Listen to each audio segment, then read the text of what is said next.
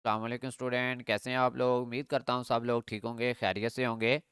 तो स्टूडेंट, आज की इस वीडियो में हम बात करेंगे CS 315 network security assignment number 2। ठीक है, ये CS 315 नेटवर्क सिक्योरिटी की असाइनमेंट नंबर 2 है, जिसकी ड्यू डेट है 3 जनवरी। 3 जनवरी 2025 तक आप लोगों ने इस असाइनमेंट को जमा करवाना है। 20 नंबर की असाइनमेंट है CS 315 के सब्जेक्ट की। वीडियो में मजीद आगे जाने से पहले आप दोस्तों को बता दूं कि सीएस के तमाम सब्जेक्ट, इनकी असाइनमेंट, क्विज और जीडीबी की मैं पेड सर्विस प्रोवाइड करता हूं। और कुछ स्टूडेंट मसरूफियात की वजह से अपनी एक्टिविटीज़ नहीं कर पाता। सामने स्क्रीन पे मेरा व्हाट्सएप नंबर है, इस पर रब्ता करके आप सीएस की असाइनमेंट की सर्विस हासिल कर सकते हैं। अब बात करेंगे इस असाइनमेंट की। तो इसको आपने एमएस वर्ड डॉक्यूमेंट के अंदर ही जमा करवाना है। यानी कि आपके टीचर ने कहा है कि the assignment is not in required format, then you get 0 marks. ठीक है, रिक्वायर फॉर्मेट है उनकी। ठीक है, रिक्वायर फॉर्मेट क्या है? MS word format. ठीक है, अगर इसमें ना हुई तो मार्क्स आपको क्या मिलेंगे? 0 मिलेंगे। ठीक है, चले नेक्स्ट चलते हैं। यहाँ पे क्वेश्चन नंबर 1 के अंदर आपके टीचर ने यहाँ पे बोला consider the following real world scenario. वो कह रहे हैं कि रियल वर्ल्ड सिनेरियो को जेन में रखते हुए, ठीक है, सिनेरियो यहाँ पे बेसिकली नीचे दिया हुआ है, ये अभी जो हम पढ़ेंगे। ठीक है, that illustrate different security challenges. ठीक है, अब सिनेरियो स्टार्ट हो रहा है। That illustrate security challenges faced by the organization in protecting their network and devices. Analyze each scenario carefully and determine which principle security strategy. ठीक है, वो कह रहे हैं कि नीचे दिए गए सिनेरियोज में आपने रीड आउट करना है। ठीक है, और फिर बताना है कि इन दिए गए सिक्योरिटी जो आपके मतलब स्ट्रेटजीज हैं, कौन सी सिक्योरिटी स्ट्रेटजी जो है किस सिनेरियो के ऊपर है फुलफिल होगी, मोर सूटेबल होगी। ठीक है, अब यहाँ पे सबसे पहले हमारे पास जो सिनेरियो था, the bank need a robust solution to secure customer data. Bank क्या करना चाह रहा है? कस्टमर के डाटे को महफूज करना चाह रहा है। As financial transaction on mobile devices were increasing rapidly. लेकिन दिन ब दिन मोबाइल के ऊपर जो ट्रांजैक्शन में इजाफा हो रहा है।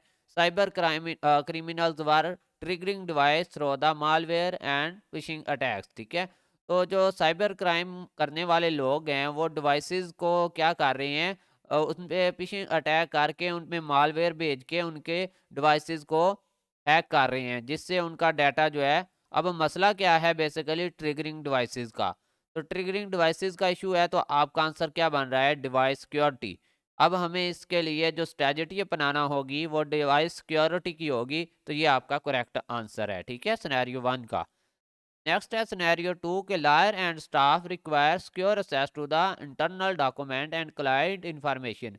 वो कह रहा है कि एक वकील है, ठीक है, उसके अंडर में स्टाफ काम कर रहा है, उसके जो डॉक्यूमेंट्स हैं या उसके जो क्लाइंट जिनका वो केस चल रहा है उसके पास, वो उनको ना वो क्या कर रहा है, उनके वो मतलब मोबाइल के ऊपर चला रहा है वो उनको। ठीक है, वो उनके केसेस को या उनके केसेस के जो डॉक्यूमेंट हैं उनको मोबाइल के ऊपर रखे हुए हैं। ठीक है, होता है ना कि एक वकील के पास आपने कोई केस भेजा है, उसने उस डॉक्यूमेंट को मोबाइल के अंदर रख लिया। यहाँ पे ये बात हो रही है open wifi network pause significant security thread. लेकिन जब वो वाईफाई ऑन करता है तो फिर काफ़ी सारे मतलब सिक्योरिटी थ्रेड जो होते हैं वो पॉसिबल यहाँ होती हैं। तो फिर इसमें क्या आएगा? क्लाइंट सर्वर ट्रैफिक सिक्योरिटी का इशू है। अगर तो उसका वाईफाई का सर्वर सिक्योर है तो फिर तो उसके नेटवर्क को कोई प्रॉब्लम नहीं है उसके डॉक्यूमेंट को। लेकिन अगर उसका सर्वर जो है जहां से उसको नेटवर्क या इंटरनेट एक्सेस हो रहा है वहां पे उसका सर्वर महफूज नहीं है, उसकी सिक्योरिटी ठीक नहीं है, तो फिर ये क्लाइंट सर्वर ट्रैफिक सिक्योरिटी के अंडर आएगा। उसको इम्प्रूव करना पड़ेगा, क्योंकि वाईफाई भेजने वाला क्या है? वो बेसिकली सर्वर है, और यूज करने वाला मोबाइल क्या है? क्लाइंट है। ठीक है, अगर सर्वर में इशू होगा तो फिर ये client server traffic security answer है सिनेरियो 2 का।